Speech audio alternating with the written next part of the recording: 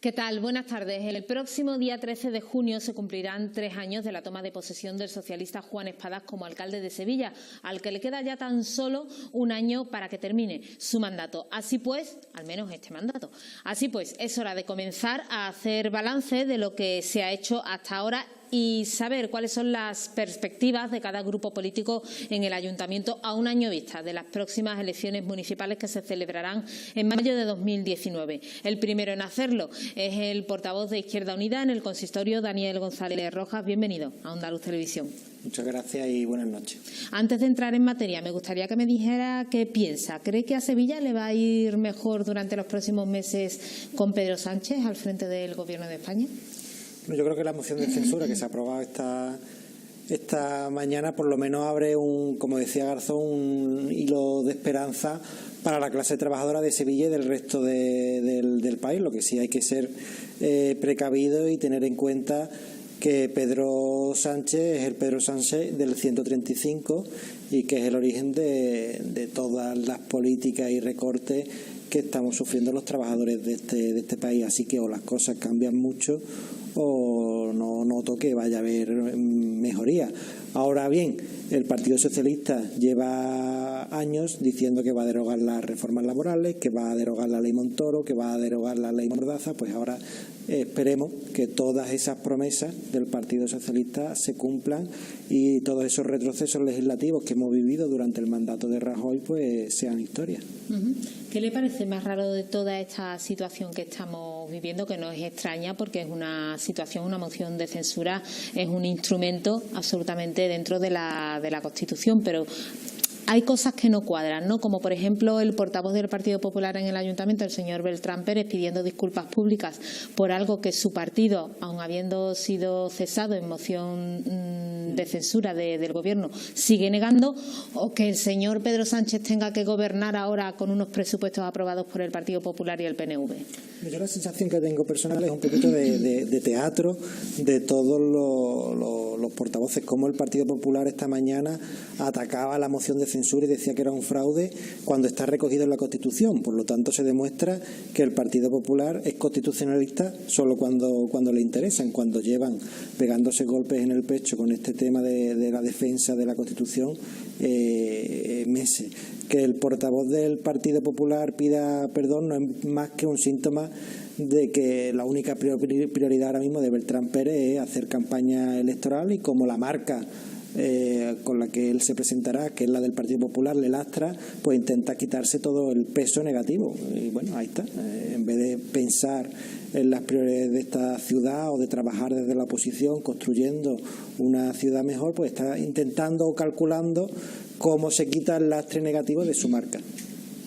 Y que el señor Pedro Sánchez vaya a gobernar con los presupuestos del PP rompe un poco ese hilo de esperanza del que usted hablaba, ¿no?, para la clase trabajadora. Bueno, nosotros lo decía Garzón en el debate de la moción, no entendemos que aguante los presupuestos generales, entendemos que era para contentar al PNV, que sí había sacado partido de esas cuentas. Quedan 6 meses para que termine el año, pues habrá que ver. A mí lo que más me preocupó fueron las primeras palabras de Pedro Sánchez cuando hacía referencia a que iba a mantener todos los objetivos de estabilidad de la Unión Europea, que recordemos que eso es fruto del artículo 135, como decía al principio, y fruto de toda esa entramado jurídico son las leyes y los recortes que estamos sufriendo los trabajadores y trabajadoras de este país. Así que si no vamos al origen del problema, pues no vamos a avanzar. Pero entendemos que la moción de censura era necesaria por higiene democrática, porque un partido que está condenado por lucrarse de una trama de corrupción, pues no debería de seguir en el gobierno y nos alegramos de que haya salido la moción de censura. Como te he dicho al principio, habrá que ver si todas las cosas que el Partido Socialista se comprometió a hacer, las va a hacer. Habrá que ver también ahora cómo el gobierno municipal de Juan Espadas, por ejemplo, ayer fue la vela de Torreblanca y coincidí con el alcalde y vinieron vecinos reivindicando la famosa policía de barrio. Y el alcalde decía, bueno, eso es cosa de la Policía Nacional, no es cosa mía. Bueno, hasta ayer era culpa de Zoido, ahora va a ser culpa de un compañero de su partido. Pues habrá que ver si el Partido Socialista de verdad cumple con esta ciudad y con los diferentes problemas que tenemos que dependen del gobierno central. Ya no puede echarle la culpa al PP.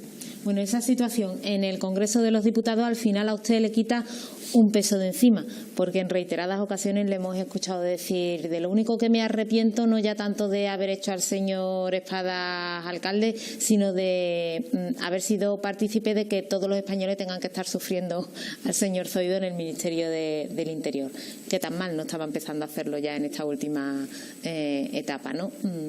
Al menos ese peso se lo ha quitado de encima, ¿no? Lo suelo decir en los plenos un poco de guasa, ¿no? Cuando el Partido Popular nos recuerda que nosotros le dimos la alcaldía al PSOE y le decimos que de lo único que nos arrepentimos de que un reaccionario como Juan Ignacio Zoido estuviera en el Ministerio de Interior.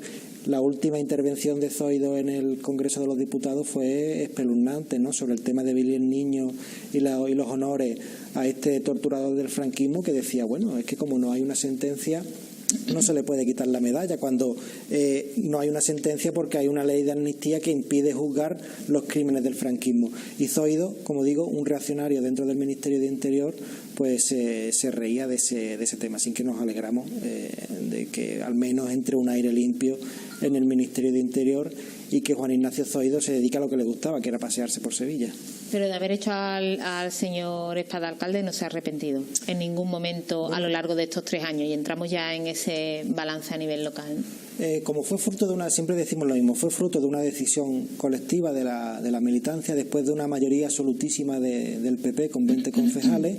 Las urnas en 2015 dieron un número de concejales a cada grupo municipal que ofrecía una alternativa o un juego de mayorías diferente.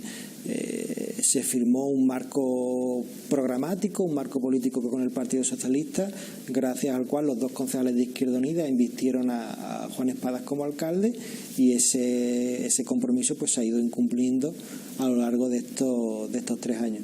¿Nos arrepentimos de haberle dado la alcaldía a Espadas? La palabra no sería arrepentimiento, la palabra sería los incumplimientos sucesivos de este gobierno. Pero ¿se sentirán ustedes de alguna manera ante todos esos reiterados incumplimientos? No nos sentimos de ninguna manera porque, por ejemplo, defraudados, no lo sé. Si es que el gobierno ahora mismo no lo está manteniendo Izquierda Unida. Juan Espada sigue siendo alcalde gracias al Partido Popular y gracias a Ciudadanos, que son los que le aprobaron los presupuestos, los que le sacan las castañas del fuego en urbanismo, los que le aprueban las modificaciones del PGO, los que le aprueban las modificaciones presupuestarias.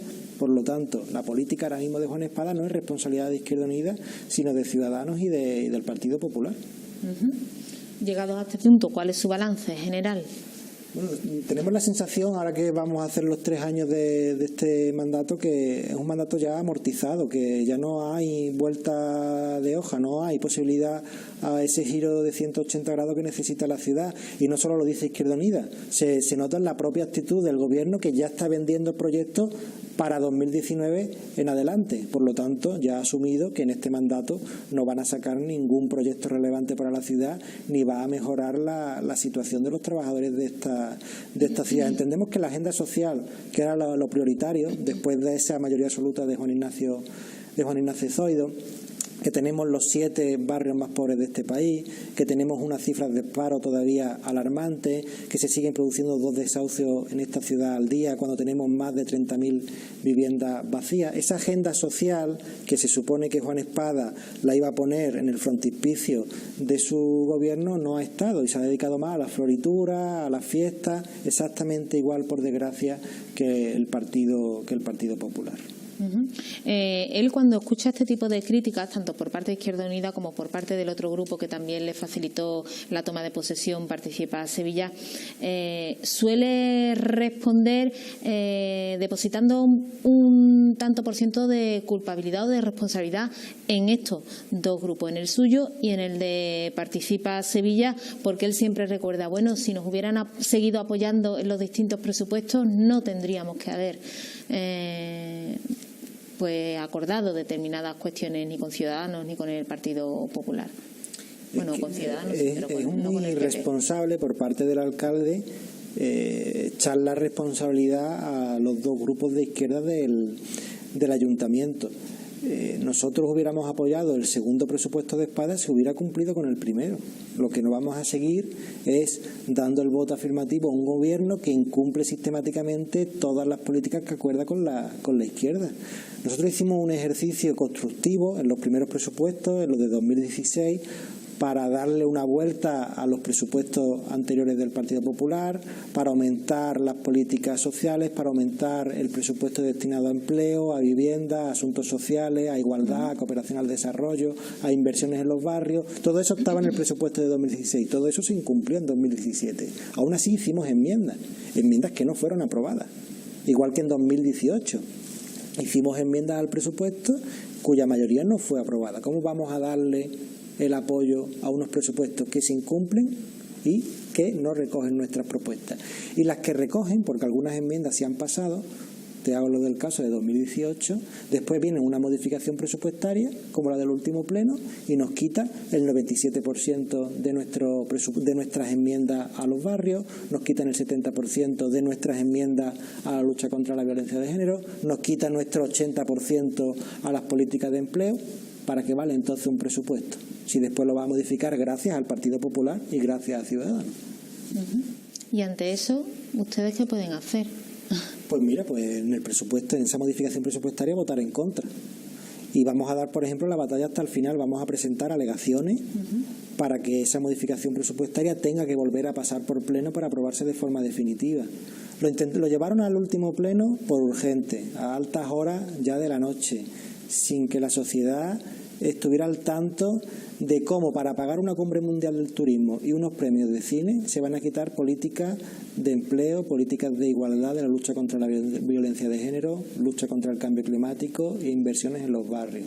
Pues vamos a presentar alegaciones para que el gobierno tenga que volver a traer esa modificación al pleno y los grupos tengan que volver a retratarse. Y yo espero que desde ahora hasta que vuelva a pasar por pleno, los dos grupos cómplices de estos recortes, que son el Partido Popular y Ciudadanos, la derecha política de este ayuntamiento, se lo repiensen y que no se vuelvan a ocultar detrás de la responsabilidad para ser cómplices de estos recortes. Tendremos que se puede hacer de otra forma.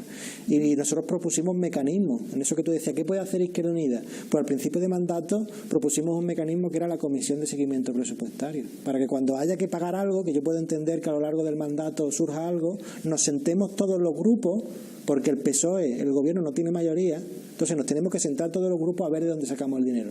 No que el PSOE presente por urgente a las 10 de la noche en un pleno una modificación donde nos quitan más de 1 millón de euros. Eso no se puede hacer. Es decir, nosotros que hemos puesto mecanismos de participación, de transparencia, de control democrático.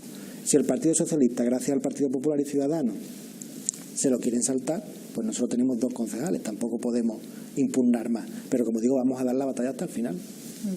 ¿Eso no sucedería si se hubiera conseguido aprobar la modificación del reglamento interno, que era uno de los principales objetivos también para dar mayor transparencia y participación al gobierno de la ciudad?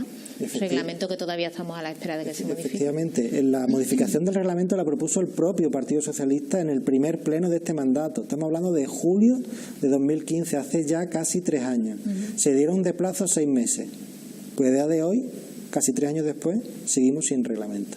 Presentamos una moción al último pleno desde Izquierda Unida para que se impulsara esa reforma del reglamento, y el Partido Socialista tuvo la poca vergüenza, y lo digo así claramente, de votar en contra de una propuesta que ellos mismos presentaron. Eso es síntoma de la desfachatez y lo vuelvo a reiterar, de la poca vergüenza que tiene el Partido Socialista en este gobierno en minoría. Nosotros estamos convencidos de que la reforma del reglamento del Pleno es necesaria y que eso aumentaría en transparencia, aumentaría en participación y aumentaría en control democrático, que sobre todo cuando tenemos un gobierno que está en minoría es necesario. Y es verdad que ahora mismo en el ayuntamiento hay pocos mecanismos de control al gobierno. Con la reforma tendríamos más. Sería como la propuesta es que, como tanto en el Congreso como en el Parlamento, hubiera una sesión de control donde los delegados tengan que rendir cuentas cada mes delante de los grupos de la oposición. Eso es necesario, pero se ve que el Partido Socialista le ha entrado ahora un poquito de miedo y no quiere esa rendición de cuentas ni quiere esa transparencia. ¿Usted cree? Igual se aprueba antes de que finalice el mandato. Bueno, el compromiso del alcalde en el último pleno... Porque él insiste mucho en esta última semana también ante las críticas de los sindicatos municipales que se quejan también de la falta de política efectiva en cuanto al personal. Siempre responde que el mandato no ha acabado, que me queda un año. En cuanto al reglamento, se ha comprometido que antes de agosto lo va a llevar a pleno. Habrá que verlo. Tiene dos posibilidades, el pleno de junio y el pleno de julio. Y si ahora, como Juan Espadara está prometiendo a los sindicatos, en este último año de mandato va a cumplir todo lo que no ha cumplido, pues bienvenido sea. Pero como te decía al principio, entendemos que estamos ante un mandato amortizado y que ya no da tiempo a cambiar, a dar un giro de 180 grados. Que lo hace, bienvenido sea, pero no lo creemos. Hablaba usted de que el mandato está amortizado porque además el Gobierno se está dedicando también a hacer anuncios de futuro, ¿no? Y la apuesta parece ser del alcalde para este mandato era iniciar esas obras de ampliación del tranvía para que los ciudadanos pudiesen percibir algo más tangible de cara al día de depositar el voto en la urna. Bueno, todavía el proyecto sigue procedimiento, ni obras ni nada, y ahora su apuesta parece que es la recuperación del patrimonio singular para darle contenido, para darle actividad. Y la semana pasada nos ponía como ejemplo la recuperación de la antigua estación de Cádiz con el mercado y con ese nuevo centro deportivo en concesión administrativa. Ustedes imagino que no comparten ese modelo. El modelo de un centro deportivo privatizado no lo compartimos, pero esto de lo que han vendido hace poco del patrimonio es una engañifa total. Lo que han cogido ante la falta de que el Gobierno proponga y venda alguna iniciativa en positivo, han cogido un refrito de todas las cosas que se han ido aprobando durante el mandato relativas a patrimonio, Casa del Pumarejo, Altadi, han cogido todo ese refrito, le han hecho un documento, un PowerPoint y han quedado divinamente ante los medios de comunicación. Pero es que llevan 2 años incumpliendo el presupuesto de inversión en patrimonio. Entonces, ¿a qué viene eso? Ese PowerPoint maravilloso, ese documento maravilloso de poner en valor el patrimonio. Pues viene a que llevan 3 años sin hacer absolutamente nada en esta materia, que el mandato está amortizado y que lo único que le queda es hacer propaganda de cara a las elecciones del año que viene. Y con el tranvía exactamente lo mismo. Como no tiene nada que vender, pues vamos a vender una gran obra, aunque no esté terminada, porque no va a estar terminada antes de las próximas elecciones, pero lo que siempre decimos, que al menos el alcalde se puede hacer una foto antes de las elecciones inaugurando algo. Ese es su único objetivo, porque si no va a pasar un mandato totalmente en blanco. Esa es su principal, o una de sus principales líneas estratégicas de cara a esa nueva planificación planificación de la ciudad para los próximos 10 años. ¿Ustedes han hecho alguna propuesta en firme? En cuanto al tranvía. A esa planificación estratégica de la que habla, ¿no? Sí, ya ha habido una primera reunión de la comisión. Ahora mismo está en un proceso de elaboración del plan estratégico y estamos trabajando en los diferentes grupos de trabajo que se han creado sectoriales. Nosotros entendemos que la clave del plan estratégico tiene que ser acabar con las desigualdades, el diagnóstico que se hace de esos 7 de los 15 barrios más pobres de esta ciudad, de la precariedad que vive los sevillanos y sevillanas en los diferentes barrios. Ese tiene que ser el objetivo, acabar con esa diferencia y acabar con esa pobreza. Si no, no podemos hablar ni de Smart City, ni de siglo XXI, ni de infraestructura. Si no arreglamos de verdad las cosas de comer, como se dice, de que todos los sevillanos y sevillanas puedan llegar a final de mes y tengan una vida digna, no podemos hablar de ciudades inteligentes, ¿no? Yo creo que también es un poquito de marketing, ¿no? De esa venta de humo de cara a las próximas elecciones, porque algo insisto en eso, algo tienen que vender, pero que el día a día de las familias de esta ciudad sigue siendo exactamente el mismo. Las colas de la vergüenza en los servicios sociales siguen siendo los mismos, los desahucios se siguen produciendo. Habrán hecho cosas, nosotros nunca decimos que no hayan hecho nada, pero no han hecho lo suficiente para dar un vuelco a esta ciudad, un vuelco que era necesario y que la gente entendió que después del mandato de Juan Ignacio Zoido había un hilo de esperanza en el Partido Socialista y ha demostrado que no, que es incapaz de dar respuesta a los problemas sociales de esta ciudad. Hay quienes opinan que 4 años no son suficientes para desarrollar un proyecto de ciudad. Lo está diciendo el propio alcalde, que ya está vendiendo proyectos para el próximo mandato. 4 años más. Yo entiendo que evidentemente un proyecto de ciudad no se construye solo en 3 años, que es lo que llevamos, pero es que lleva 3 años perdiendo el tiempo. ¿Y ustedes le apoyarían 4 años más?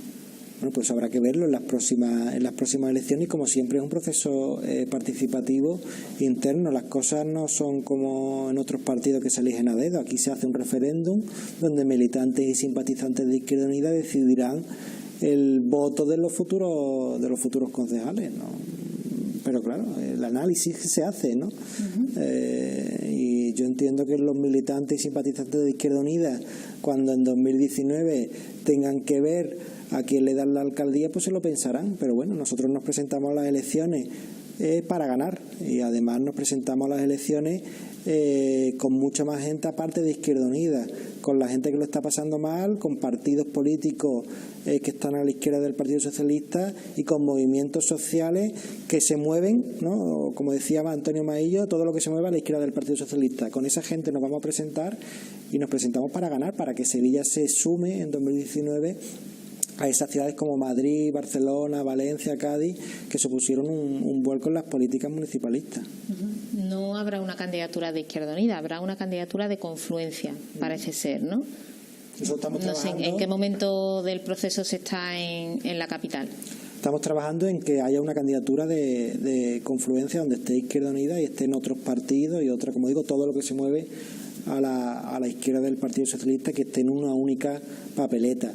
Ahora mismo estamos en un proceso de discusión interna dentro de Izquierda Unida, donde los militantes y los simpatizantes van a darle el visto bueno, o no, van a darle el visto bueno al marco, digamos, de acuerdo con otras fuerzas políticas. Pues estamos empezando a hablar ya en lo concreto. Lo importante, y siempre digo lo mismo, es que para 2019 vamos a tener 4 años de experiencia de confluencia en lo concreto. Nosotros en 2015, cuando el proceso de Ganemos no salió bien, teorizábamos que la confluencia no se puede arreglar en unos despachos, no se puede arreglar en unos acuerdos entre dos fuerzas políticas. La confluencia se tiene que dar en la calle. Y en estos 4 años, cuando vamos a parar un desahucio, pues nos encontramos a los compañeros de Participa, a los compañeros de Podemos, a los compañeros de ECO en esos desahucios. Cuando salimos a la calle a luchar contra las violencias machistas, pues nos encontramos a todos estos compañeros y compañeras. Entonces la confluencia, el trabajo diario, el confluir en lo concreto, sí se ha hecho de cara a 2019, se está haciendo, ¿no? Participa Sevilla no confluirá, porque ya decía el otro día aquí la señora Susana Serrano que no va a volver a presentarse como tal marca, como tal partido instrumental. Confluirá como Podemos Sevilla. ¿Usted con quién preferiría hacerlo? ¿Con la señora Susana Serrano o con el señor Yagüe? Ahora que están ellos en su campaña interna. Es un proceso interno de Podemos, y nosotros somos estrictamente respetuosos en los procesos internos de las organizaciones que no son la nuestra.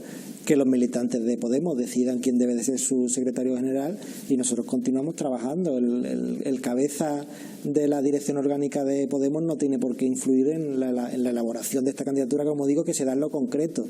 Aquí no va a confluir nuestro coordinador con el secretario general de Podemos, aquí van a confluir la gente de Izquierda Unida que trabaja en el día a día, en el ámbito institucional, como los concejales, y en la calle y en los barrios, como nuestros militantes, con los militantes de Podemos, de Participa, de ECO, de asociaciones de vecinos, de las mareas, de las marchas de la dignidad, pues con toda esa gente. Pero alguien tendrá que estar al frente de esa lista, de esa papeleta en la que estén la imagen de todos esos partidos y organizaciones que quieran confluir. ¿A usted le gustaría ser el cabeza de lista? Eso se decidirá de forma participativa. Vamos a un proceso de primaria, de democracia radical, donde cualquier militante y simpatizante de Izquierda Unida y de todas estas organizaciones decida el cabeza de lista. Lo importante no es quién esté en un cartel o quién esté en el número 1 de una papeleta. Lo importante es el proyecto que haya detrás.